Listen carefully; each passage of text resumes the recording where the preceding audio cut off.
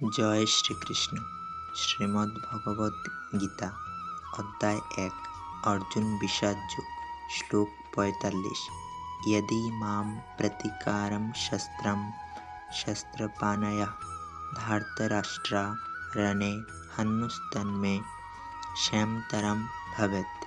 অর্থাৎ প্রতিরোধরহিত ও নিরস্ত্র অবস্থায় আমাকে যদি শস্ত্রধারী ধৃতরাষ্ট্রের পুত্রেরা যুদ্ধে বধ করে তাহলে আমার অধিকতর মঙ্গলই হবে।